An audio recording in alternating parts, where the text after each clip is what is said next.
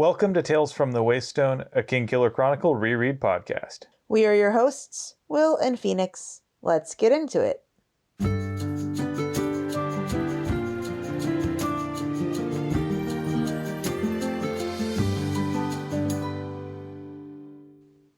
Welcome to Tales from the Waystone Season 2, Episode 28, How Kvothe Got His Loot Back, where we will be looking at chapters 59 through 60 of The Wise Man's Fear through the lens of The Devil You Know. As always, each week we'll be examining a section of The Wise Man's Fear through a chosen lens and figuring out what we can take from the text to apply to our real lives. We'll also take some time to explore models of practical wisdom from the text with an Aristotelian phronimos of the week. After that, we will expand our understanding of our own world and share an interesting fact. Then we will share a recommended thing of the week, because we like sharing things with y'all. Finally, we'll wrap things up with 7 words from the book and 7 words from our own lives. Before we begin, let's get some disclaimers out of the way. First of all, we are in no way affiliated with Patrick Rothfuss or his publisher, Books. Secondly, spoilers.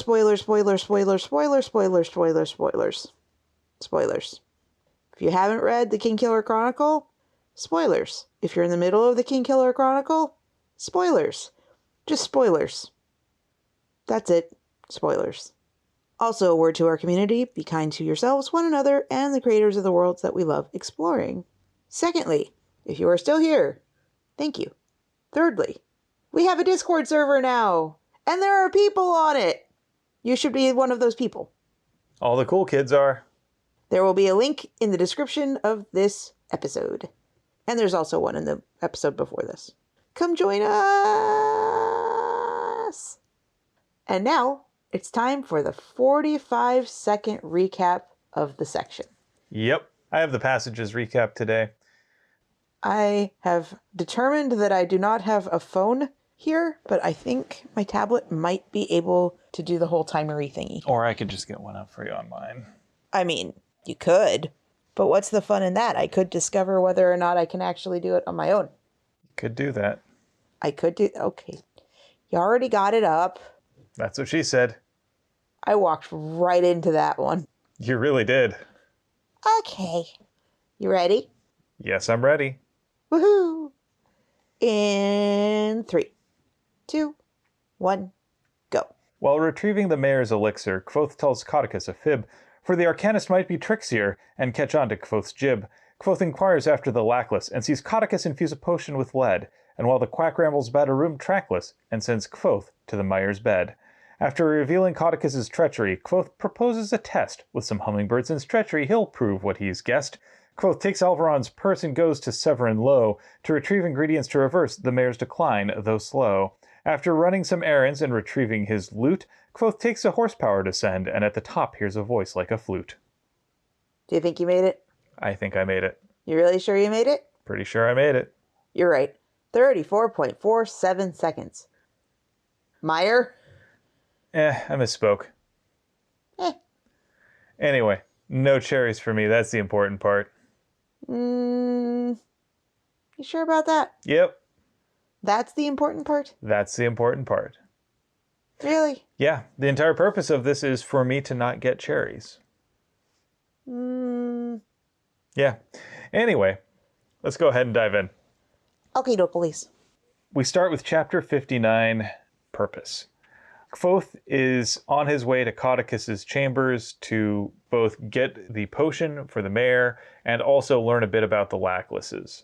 Of course, he kind of wants to keep Codicus off balance, so he doesn't send any advance warning, knowing that because he's got an urgent errand from the mayor, he can probably waive the formality. Are you sure that he's doing that as a way to catch the guy off balance, or do you think he's just impatient?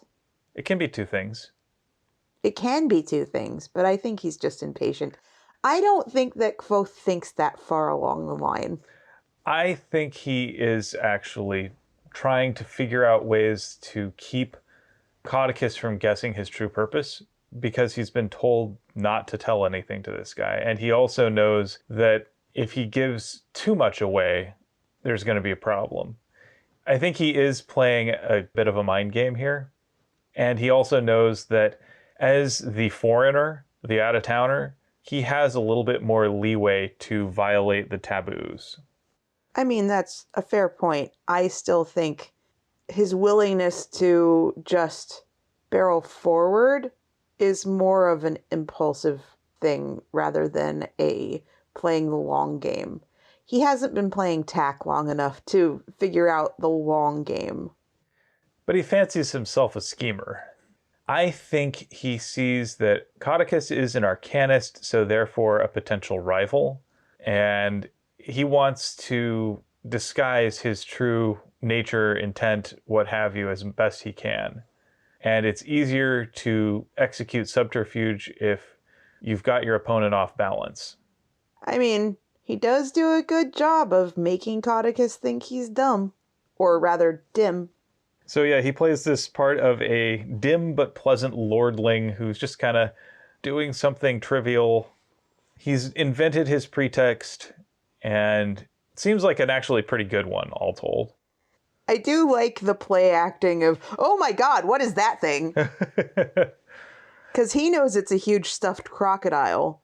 And Codicus is like, it was left over from the last arcanist that used this building. It's not a dragon, it's an alligator. There is a difference.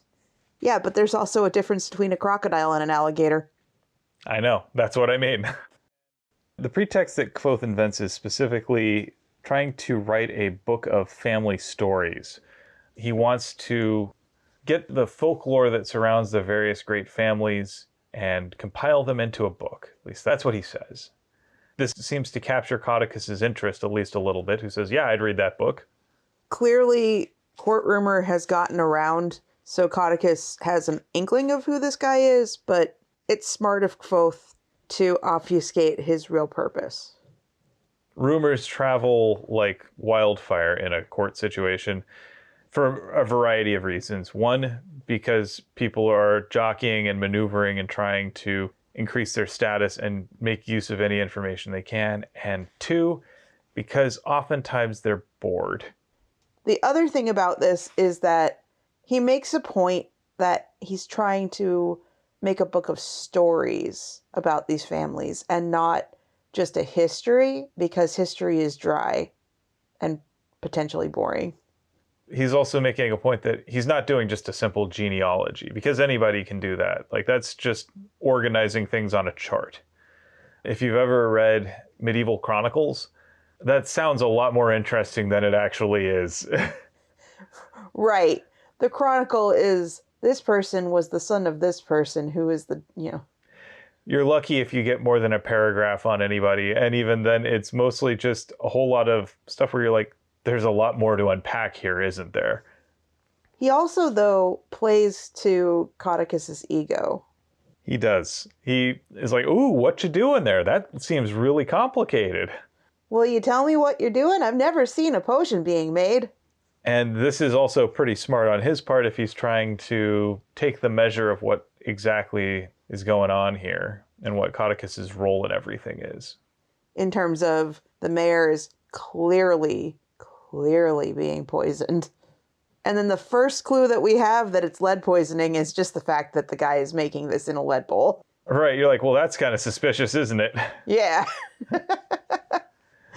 Nothing could go wrong there. Oh, are all of these classic signs of lead poisoning leading us to believe that it might be lead poisoning? If Codicus is even a third of the arcanist he claims to be, you would think he would recognize this. And so if he does recognize this and he continues to do it anyway, there must be some ill intent. Right, it must be him on purpose going, oh, yeah, let's make the mayor sick. I don't know what the end game is, but there has to be one. Well, I can see one. By making himself indispensable. He can make himself indispensable, but at a certain point, the mayor is going to die from lead poisoning without an heir. And it's what happens after that. If the mayor doesn't have an heir and he dies of what are ostensibly natural causes, then someone is paying Codicus because they have a power play in mind.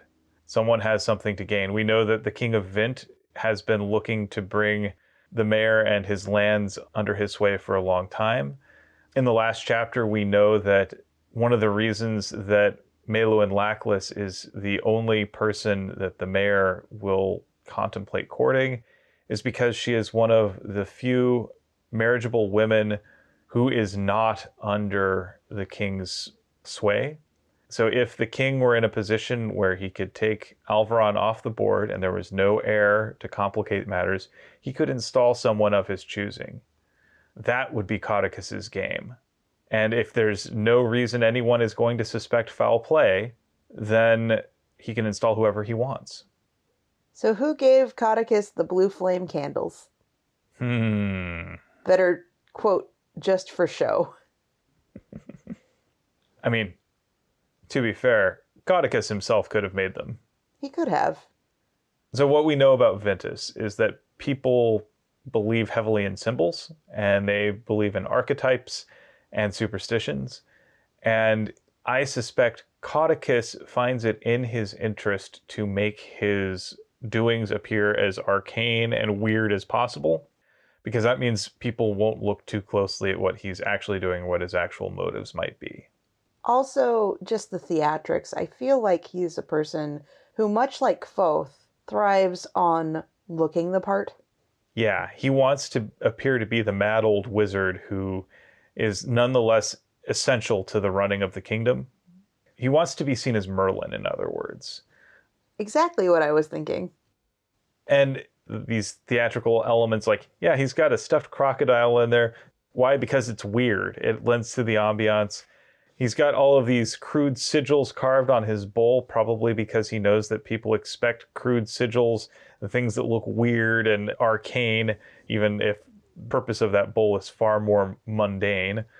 He also knows that it's a pretty clever trick because let's say someone comes in to test all of his various ingredients, right?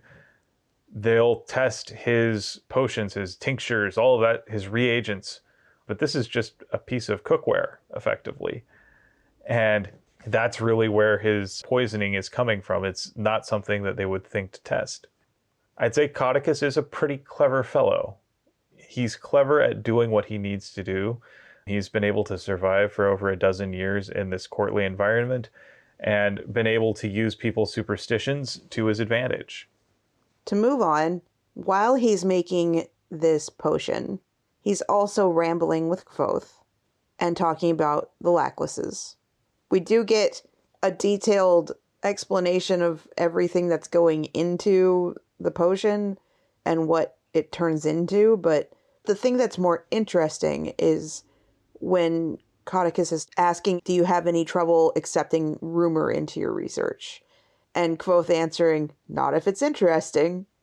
And the rumor that gets shared with Kvothe is, from what I understand, the Lackless family has an heirloom, an ancient thing that dates back to the beginning of their line. On the oldest parts of the Lackless lands and the oldest part of their ancestral estate, there's a secret door. A door without a handle or hinges. There's no way of opening it. It's locked, but at the same time, lockless. No one knows what's on the other side. Now, how much you want to bet this is just an automatic sliding door that just doesn't have any power? A Horizon Zero Dawn. Yep. I mean, that would be cool. The other thing is if it only opens, like if it's a DNA lock. Right. Which would be interesting in this world. I have another question, though. Because the Lackless lands are what?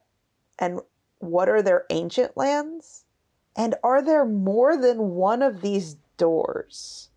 Because there's a door like that in the university. Is this implying that the Lackless lands encompassed Imre and the university at one point? Or is this implying that maybe the two doors connect to one another and it's like the hallway in the back of the Matrix? Or is it a door to the Fae or to yet another realm? Don't know any of those. I don't think that the Lackless lands compose Imre, just because we haven't heard any word of them in Imre proper. Like, we'd think that there would be more iconography. We haven't heard anything about four plates or anything like that. So I don't know that it's necessarily like the four plate door. I I think they're different. But I also think that this is also a reference to the lackless box. That's what I was also kind of wondering. Is it kind of like when you put something in through Google Translate multiple times and whatever spits out, and it's no longer box but door? Well, I mean, if you think about it, a room is a box. It's just a very large box. It's the sort of thing where I could see over time through multiple translations as languages drift, that sort of thing changing.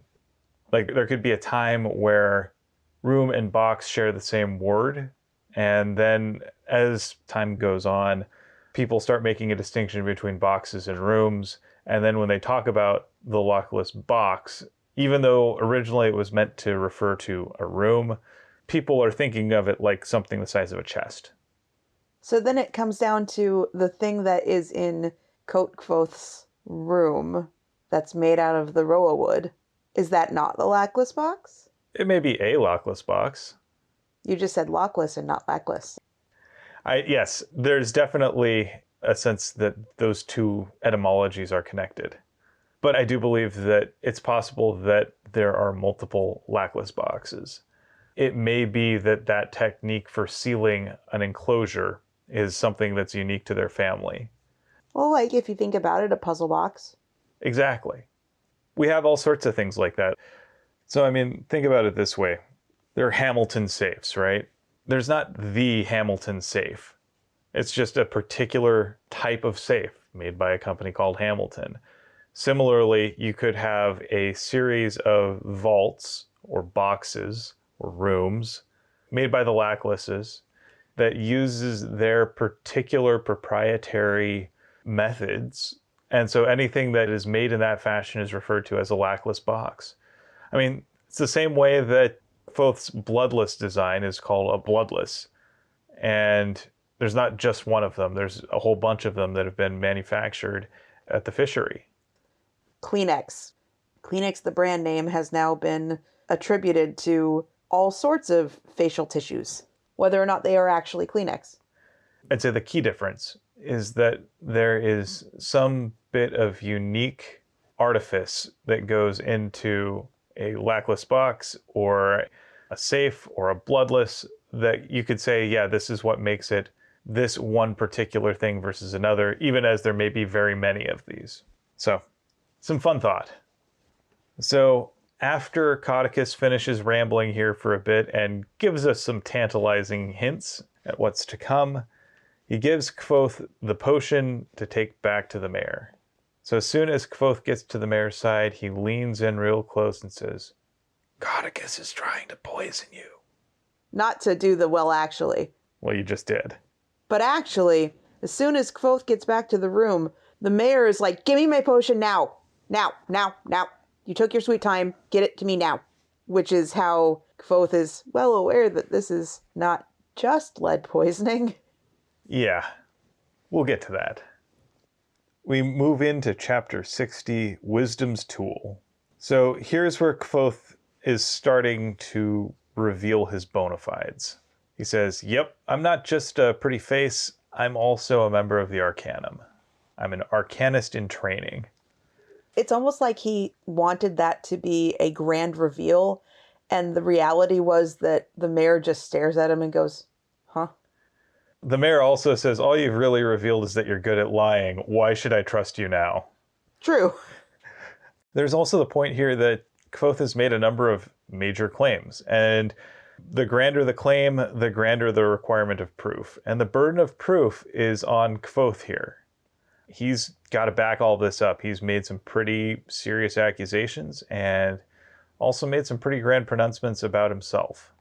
So rather than trying to go over the he said, she said, because that could easily be manufactured, Kvothe does the smart thing and says, "Okay, tell me if these sound like you.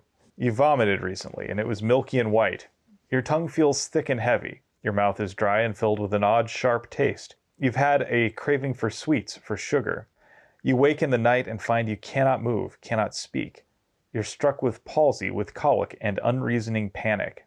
And this is far closer to proof than anything Kvothe has said so far. I mean, if you didn't already catch on to the fact that the bowl that is probably being leached while things are being made was made out of lead, all of this should be like, lead poisoning. Yep. Here's where he can actually say, okay, look, I know what I'm talking about. I have a, quote, guess as to what's happening, but this is a very educated one. I have made some inferences, and let's test these. Is this how you're actually feeling? And lo and behold, the mayor recognizes himself in that. The mayor, though, also is suffering from addiction. And so, despite the fact that he's being told that he's being poisoned, there's also this part of him that really wants it. And Kvothe muddles this explanation a little bit by saying there's probably some ophalum, which is also a medication. And the mayor latches on to, is it medicine? Then give it to me. Kvothe is doing a lot of hedging here. There's a lot of information that he's keeping to himself. He doesn't immediately say, oh, you may know this as Denner resin. Though he gets to that.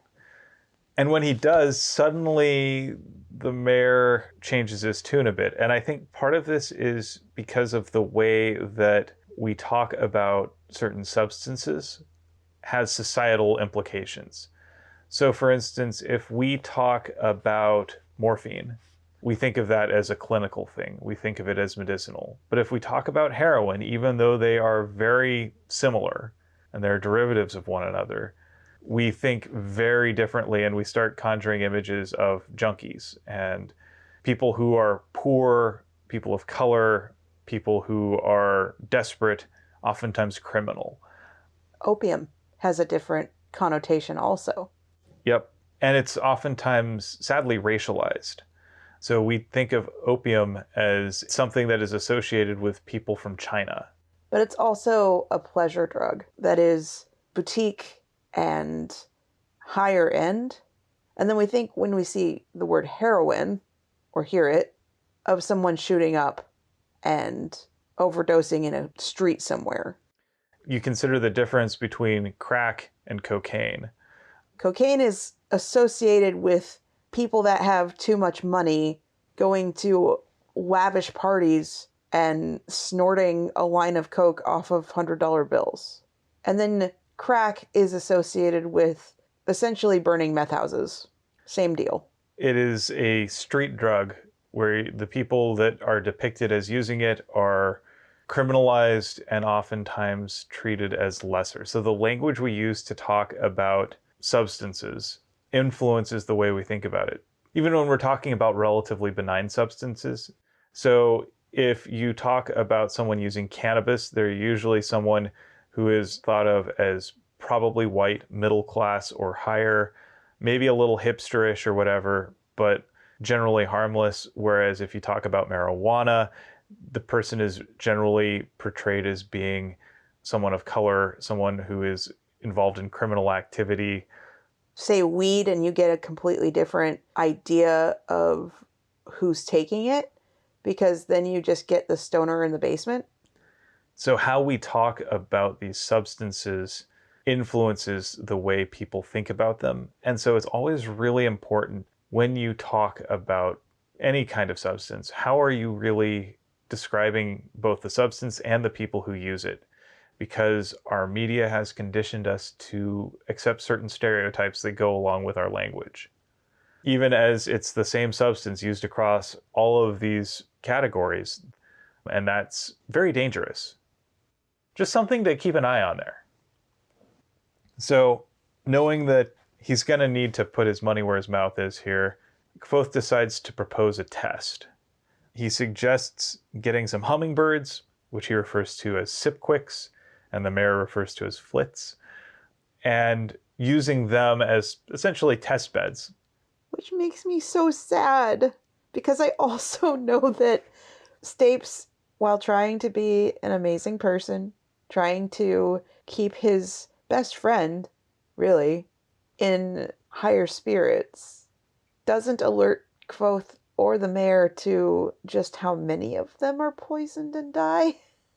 Oops. I don't condone poisoning birds at all. Just no, don't do it. Well, and what's also interesting is Kvothe is initially saying, okay, don't tell Stapes because I don't trust anyone. And the mayor says, no, I trust Stapes with my life. If you can tell me something, you can tell him something.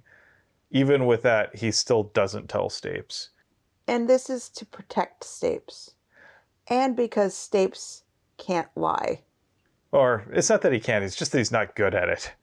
Fair enough. He can't lie effectively. And there's nothing inherently wrong with that. It just means that the mayor does not want to put Stapes into a position where he might feel obligated to lie, because if he is, then he knows that Stapes will do a bad job of it, and then there goes the game.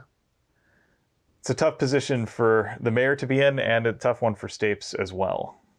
Meanwhile, Kvothe offers to help with the withdrawal symptoms that the mayor is going to go through here, because he's already seen firsthand what it can look like from his time with Denna after the Dracus encounter. He knows it's going to be a very difficult period of time. It's going to be painful. It's going to be a period where the mayor is going to really want some of his medicine, even as that is the thing that's killing him. It's also going to be quite gross. Lots of things coming out of either end. Yeah. So Kvothe knows that laudanum should help with the withdrawal, and he also knows that he can do a little bit with some sympathy to try and leach out some of the metal from the mayor's body. He knows that he's probably never going to be able to get all of it, because metal poisoning is insidious and very difficult to get out, but he can probably get out a lot of it. He, of course, doesn't tell the mayor just exactly this. Again, this is Kvothe playing some cards close to the vest. So, in the appearance of being honest, Kvothe also, though, says, okay, so I'm probably your best bet, though I know a whole bunch of people who were like 1,000 miles away from here that would be so much better at this than I am. And it appears that Kvothe is being vulnerable and open and deferential, but he's also still hiding some things. Yeah, and I am going to say that in Kvothe's position, that's probably the smart play. So like when you start talking about complicated subjects and you're talking to someone who is not initiated, has not really done the basic foundational work, there are certain elements that maybe you don't talk about, right? So like anytime you see someone talking about cybersecurity, for instance, if you're going to talk with a cybersecurity expert in private, they will quickly tell you that, yeah, pretty much the only secure computer is one that cannot be powered on, has been sealed inside a welded shut box, then sunk to the bottom of the ocean, and then buried in concrete. That's the most secure computer. It's one that nobody can actually use because access is inherently insecure. They also know that while these things may be true, they need to inspire confidence. And so if they were to reveal the full extent of what they could do or what could be done, that would only inspire panic. So they will say things like, yes, we can make your computer more safe. And yes, they are making your computer more safe, but they are not making it invulnerable. Now, granted, for most home use, no one really needs to get into your computer and they're not really trying to get into your home computer. This is more corporate espionage. I am simply saying that you should still exercise caution in what your actual online activities comprise. But don't scare people. There's not a whole lot of those places that if you're not stumbling into, I don't know, internet rabbit holes that lead you to places that you don't trust. Yeah, I mean, there's the Mickens threat model. If you're familiar with this, James Mickens is a cybersecurity researcher and theorist. He's done time at Microsoft and Harvard and MIT and all that stuff. And he basically says, okay, if you're worried about criminals getting your data, your best bet is be cautious about clicking on suspicious links and don't give away your password. And Keep your password relatively secure. Don't write it down on a sticky note. Don't use one of those notebooks that just says passwords. Yeah. If you're generally cautious with your passwords, you rotate them fairly frequently, you'll be fine. So I'm not sure exactly how we got down this rabbit hole, but we should probably steer ourselves back.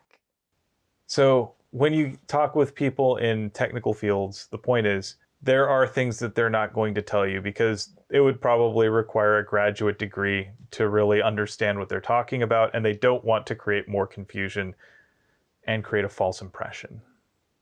Well, all this to be said, Kvothe thinks I could probably have the mayor send for all the things I need, or I could just go do it myself. And he mentions that there's a lot of these specialized items that he needs to pick up for the mayor to help him through the withdrawal symptoms. And says, yeah, but I can't really buy anything right now. And the mayor just kind of looks at him. I need you to give me money. Like, this boy does not ask for money easily, even from people who are richer than the king of Vent. There's also something to be said for the mayor takes the having of money so for granted that unless someone says, oh, hey, I need money, it never even occurs to him that he might need to do this. And he just reaches within a foot of where he is and pulls out a very well-stocked purse. And Kvothe is just, what? He also calls back to his escape from Tarbean, where when he was impersonating a lordling, his thing was, a gentleman is never far from his purse. And this makes him need to stifle a laugh because that wouldn't go over well at all. And trying to explain to the mayor why he finds that funny would not go over well either. There's also a good reason why he can't just have the mayor send for these ingredients. Because anything coming in and out of the palace is going to be monitored. And if you have the general staff asking questions or sending orders around for very specific things, there's a good chance that Coticus will catch wind of it and might get suspicious. And so Stapes comes back with a wardrobe-sized birdcage full of hummingbirds. How does he catch them so quickly? Like, I have never even been able to catch a single hummingbird. Have you tried to catch a hummingbird? When I was a kid, yeah. Okay, I can accept that when you were a child, but I would never want to do that to them. I know. But, I mean, think about it. They move so quickly. Their reflexes are really quick. Like, they can just appear in one space and then they just move instantly. They teleport. Yeah, that's what it feels like. They're really quick. And he's managed to get a dozen of them in a few minutes. Stapes is magic. It's a minor miracle. And so the mayor has to assuage Stapes's instincts, I guess, to just hover and monitor everything and kind of calm him down and go, I still value you. It's okay. Unruffle those feathers. It's okay. You're still my best boy. But I need Kvothe to do some things for me. Yeah. Well, and one of the things we see here, wisdom's tool, it's caution, and it also means knowing that you want to get the right person to do a given job. And Stapes is ultra competent at very many things. I mean, he caught a dozen hummingbirds in a couple of minutes. Right. And when it comes to the maintenance and disposition of the house, yes, Stapes is absolutely the right person. He has a keen mind and he is very organized and skilled at his job. He's basically Alfred. Yes, he is. That said, unlike Alfred, he does not have this surprising list of extracurricular expertises as well. Like in Batman's comics, if Bruce Wayne is to be believed, Alfred is, in addition to being an accomplished butler and head of house staff and manager, he is also an expert mechanic, physicist, medic, and like he can basically make anything that Batman needs him to make. Oh yeah, he's also a former special forces agent. He's also this pretty much do anything guy.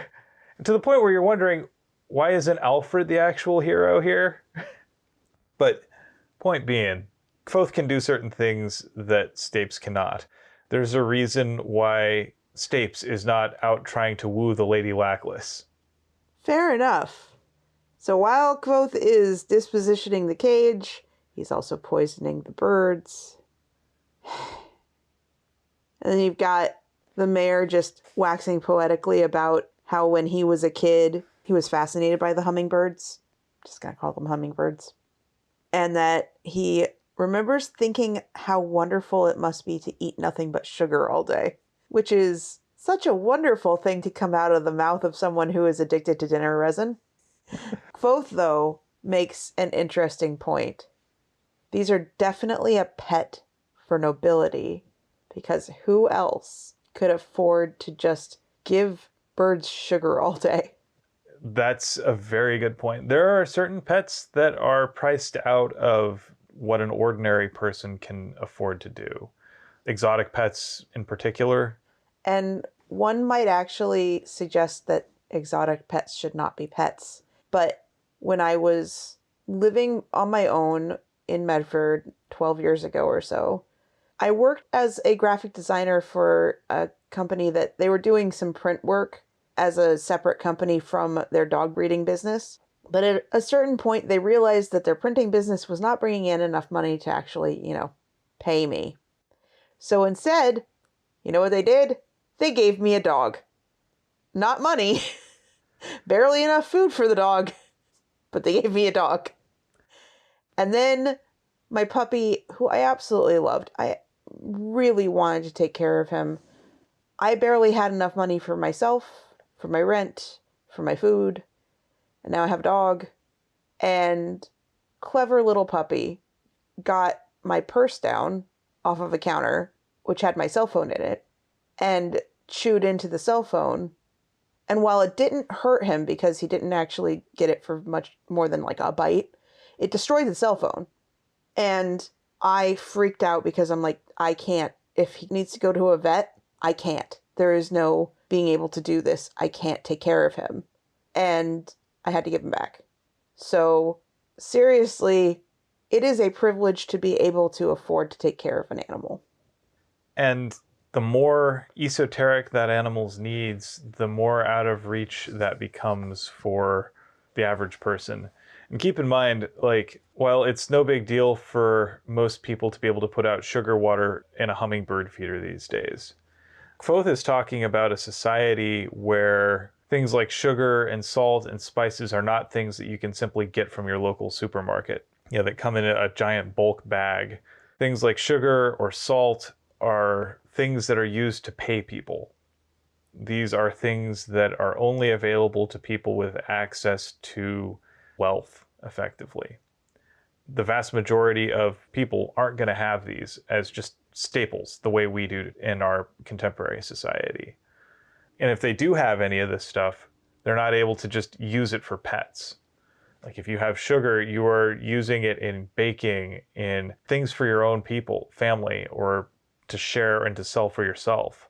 To be able to just put it towards something purely leisurely that doesn't really yield any benefit to you or your loved ones is an extreme privilege.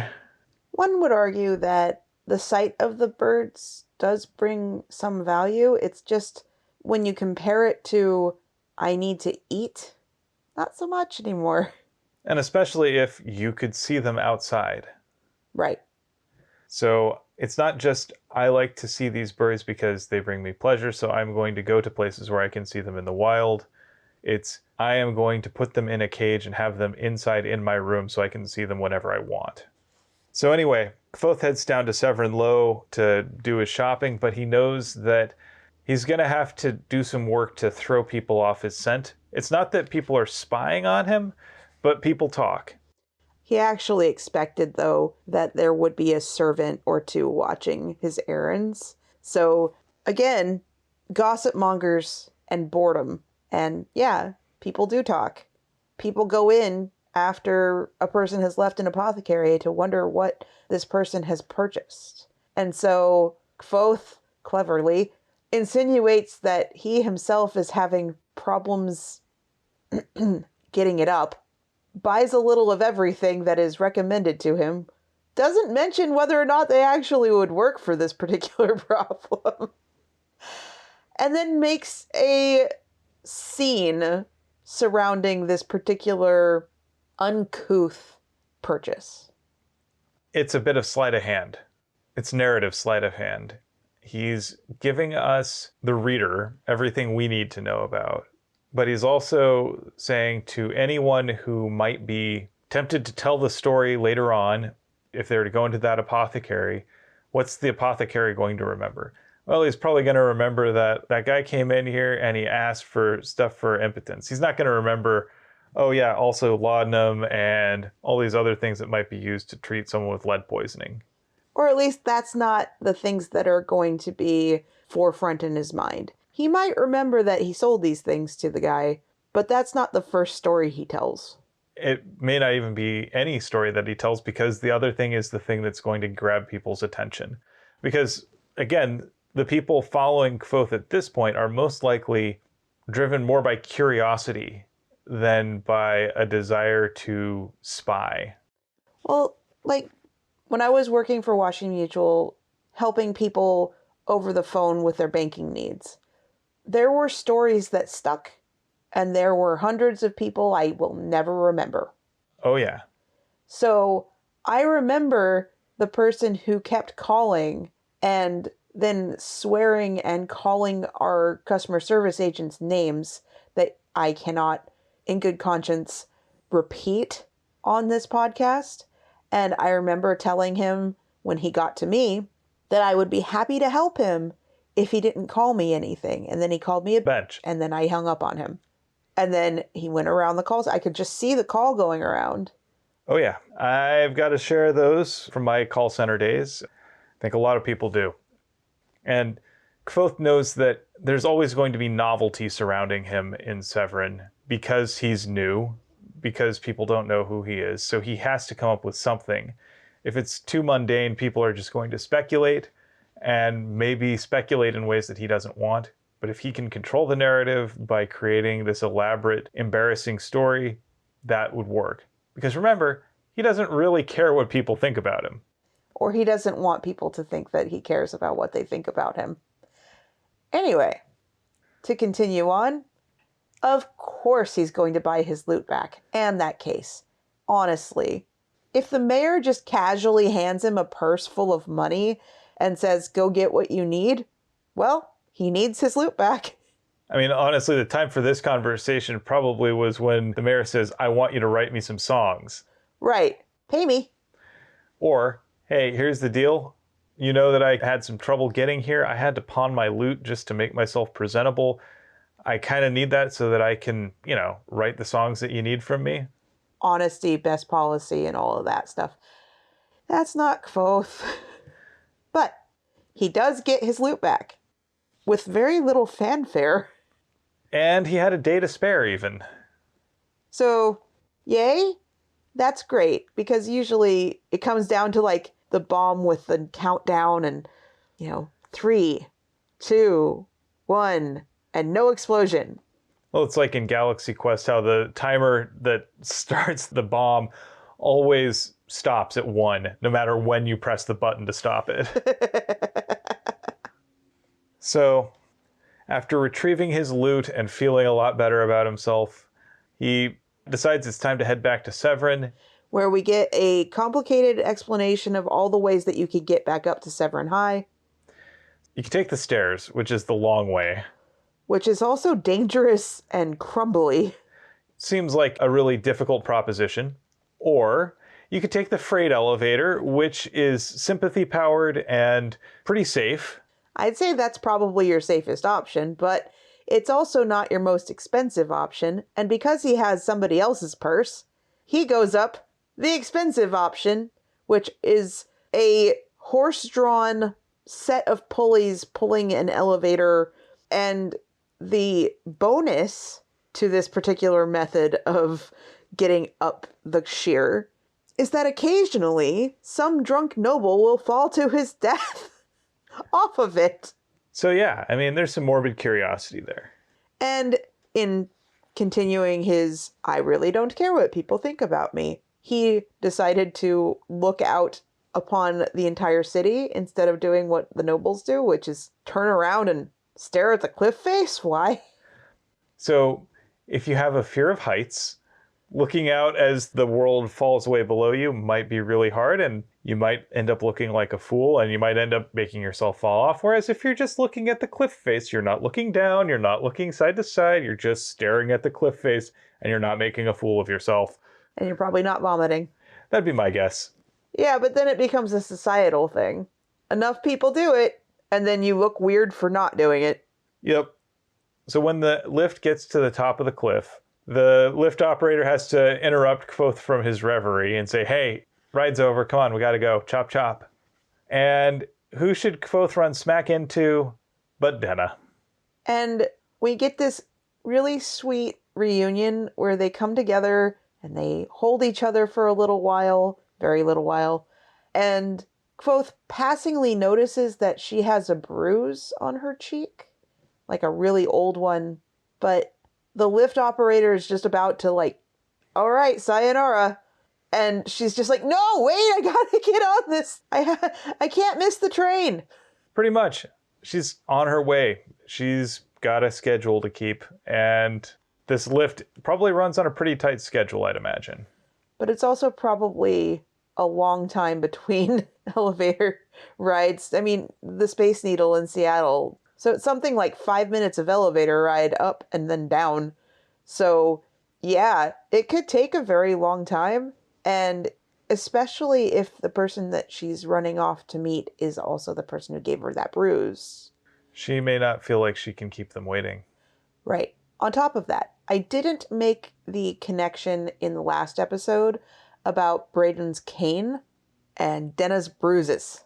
But there's a lot of speculation that the two are very tied together.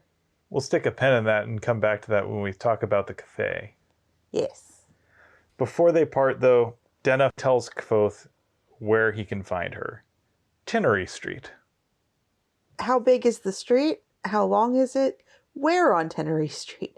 Seriously, she doesn't give him enough information. She just gives him enough to tease him into coming to look for her the same way that he always went to go look for her in Imre. Well, it's better than nothing. This is true.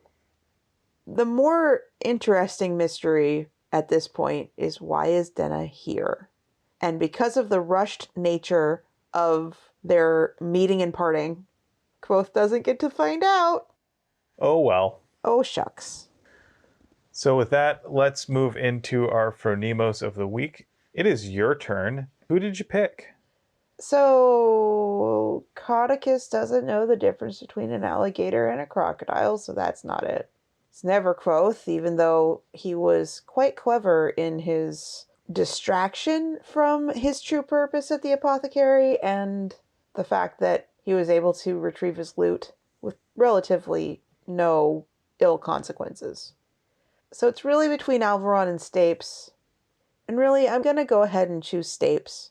And the reason for that is that he sees his friend, and by all accounts, that's what the mayor is to him. Yes, he's also Stapes' employer, but definitely friend. And he sees the mayor ill and needing assistance. And that he's been trusting other people that Stapes doesn't know the motivations of. He doesn't know Kvothe. He doesn't know if Kvothe is trustworthy. His friend very clearly has impaired judgment right now because of his illness. Stapes doesn't have a real good reason to not trust Codicus, but I mean, I think that he's doing his best to be a caretaker for the mayor. And while he can't provide medicine and he can't take care of him the way a doctor would take care of him, he can provide comfort. He can provide a second set of eyes and ears to help protect the mayor from overt threats. But he's also there just to make sure that the mayor isn't suffering alone. And I think that that's a really beautiful thing, because there is a drastic difference in whether or not you can survive an illness or a mental breakdown or just the wearingly slow passage of time when things aren't going your way. There's only so much you can do while you're alone. But when you have a person there with you, regardless of if they are physically assisting you or doing anything in particular to take the load off, other than just being there, honestly, just being there is enough. It can help you fortify, it can help you push through. And I think that it's smart and wonderful that Stapes is there trying to guide his friend and help his friend and comfort his friend. He's not outright telling him not to trust anyone, not to trust Kvothe or anything like that, but he's going to keep an eye on the people that are influencing his friend because he knows that he can be trusted. Stapes himself knows that he has no ill intent, and the best that he can do is look out for his friend and his employer. Yeah, I think Stapes is very much someone defined by loyalty to principle above all else, and he cares deeply for the mayor, and it has little to do with station and everything to do with knowing that the mayor needs people he can trust, and so he does everything he can to be worthy of that trust. Stapes never says that the mayor should trust him because he's trustworthy. He says, I do what I can because the mayor needs to be able to trust someone. And so I must do everything I can to be worthy of that trust. So yeah, I think Stapes is a very interesting character. And especially as we learn more about him in the coming chapters, we'll get to see more of that come to the fore. It's a good pick. Thank you. So now let's move on to our interesting fact of the week. It's your turn. Correct. So I'm going to talk today about a cross-species friendship between porpoises and dolphins. So on Scotland's west coast is the Firth of Clyde, which is a large saltwater inlet that's home to thousands of harbor porpoises and one dolphin named Kylie.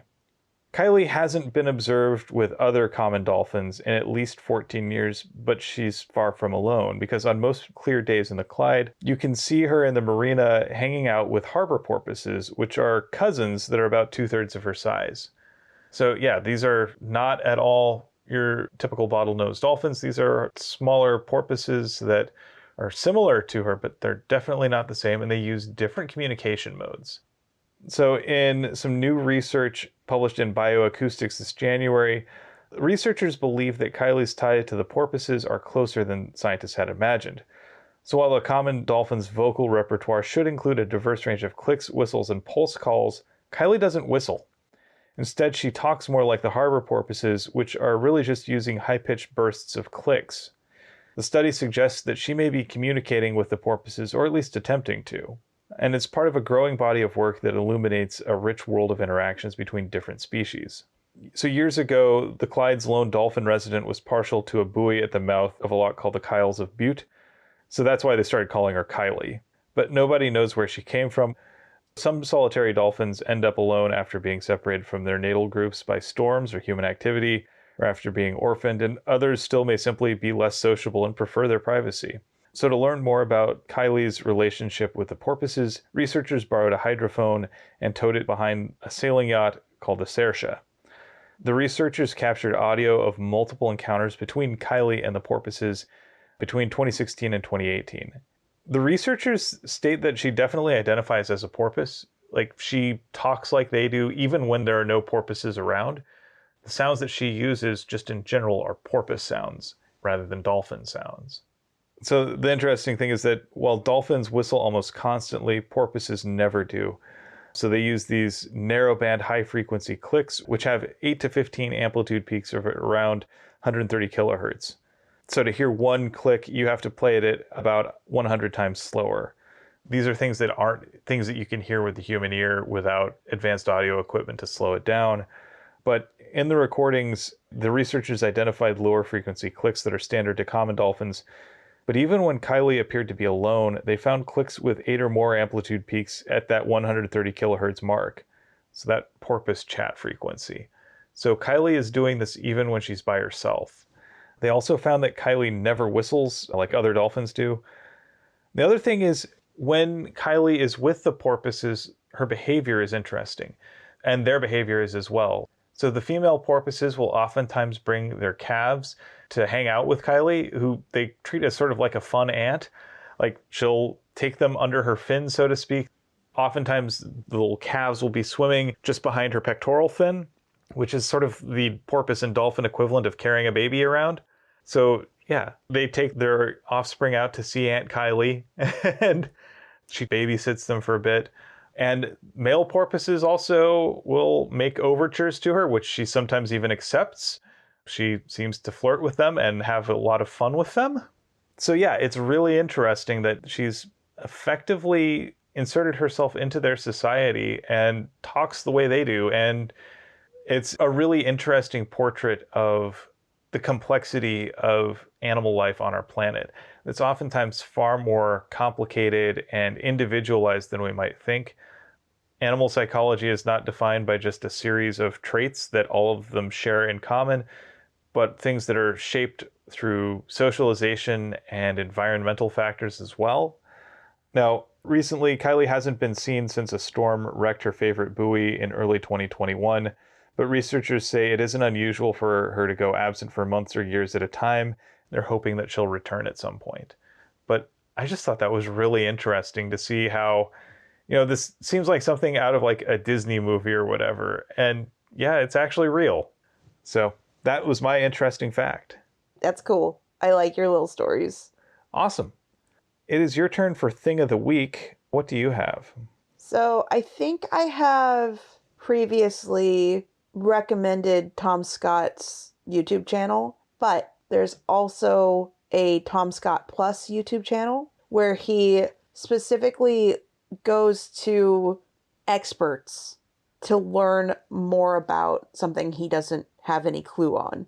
And I discovered this channel because he did a fake movie fight type scene with Jill Barrop, who is a stage combatant, where he got to be thrown through a window.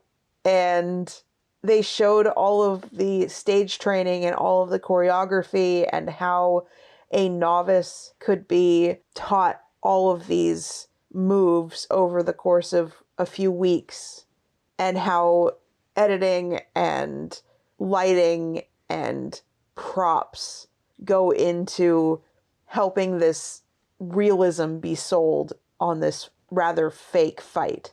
And that got me down that rabbit hole of watching the rest of his videos, including where, as a person around our age, he never learned how to ride a bike.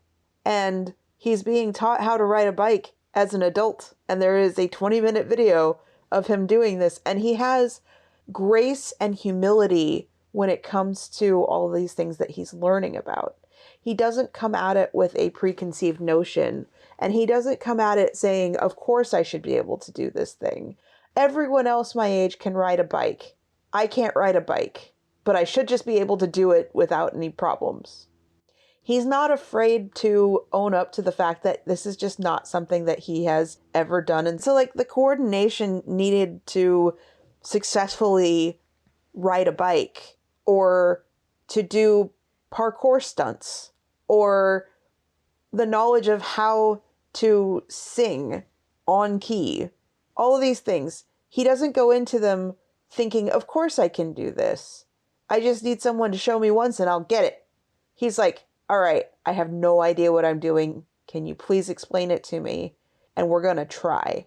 And then if I don't succeed, I'm going to be okay with that. I'm going to find the humor when I make a very squat coffee mug as my first attempt to do anything on a pottery wheel. Or I'm going to accept that as a nearly 40-year-old man, I am going to fall off a bike a bunch of times before I can actually ride it. And I really appreciate that. I do also appreciate the YouTube channels watching people like Mark Rober, where they're like, I have all of these principles of all of these things that I already know how to do, and we're just going to make this thing. And I might or might not show you all the failures, or I might just gloss over them, and then we'll get to the really cool thing at the end. Tom Scott is like, this whole video might be for absolute nothing. He went in to talk with James Hoffman about coffee because he doesn't like coffee. And he was expecting that by the end of the entire endeavor, he would still not like coffee. It wasn't a goal to make him like coffee. It was a goal to make him understand why other people like coffee. Then it turns out he found a coffee he liked. I so appreciate that approach.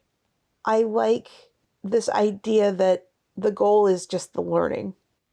One of the things I've appreciated about Tom Scott in general is he approaches everything with a sense of curiosity, knowing that he may not fully understand everything and that even by the end of it, he may still have a ways to go. He never comes away from any of these things saying, and now I'm an expert. It's now I know more than I started. Yes. And it's a very quintessentially humble thing. And he's definitely a very smart person. He's a talented software engineer, so he's done a lot of computer work. He understands programming really well. He understands logic really well and engineering principles really well. But he never lets that understanding of one thing make him think that he's an expert in anything else. All it does is it gives him reason to be curious about these other things and see what he can learn from them. And I think there's something really powerful in that. So I think having that sense of humility is unique and important. So yeah, good pick. Thank you. So now with that, let's go ahead and find our 7 words. You have the words from the book today. So what'd you pick? I have a couple that I've highlighted, but I haven't really picked anything, and I want your help. Okay. So the ones I'm debating between are, I was rather proud of this lie, I'd put myself all in a muddle, a little caution would serve us well, and they say every man has a price. So I would say a little caution would serve us well is a good one. I think it's a good reminder that sometimes it's worth taking the extra time to understand the implications of your actions and make a decision accordingly as opposed to just blindly rushing into something. And as a little bonus, a door without a handle or hinges is also 7 words and was also used as a sentence. But I do agree with you. I think that a little caution would serve us well is an appropriate 7 words for this section. And I believe that you have 7 words from life. I do. All right. So this is something that you said this week. Wake me up if anything exciting happens. Little context. We are waiting for hopefully positive news, and hopefully by the time that this comes out, we will have had positive news regarding a potential job that Will has applied for and interviewed for a few times now. We're just kind of waiting for the decision from the hiring manager. And when I sent you that, I was really hoping that we'd get news last week, but these things take time.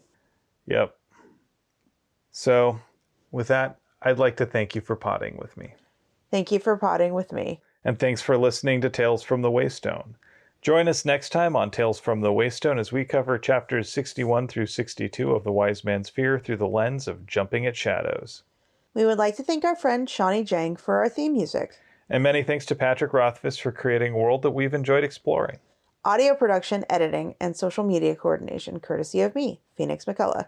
And writing and project management courtesy of me, Will McCullough. If you would like to help support us and have the means to do so, please consider becoming a patron on our Patreon page, patreon.com/waystonepod, where you can get early access to the show, as well as other bonus items, which are all laid out there. Also, come join us on our Discord! Yeah, it's a lot of fun. Any hoozle. With that, here's to one more day above the roses. To one more day above the roses. Ding! Ding.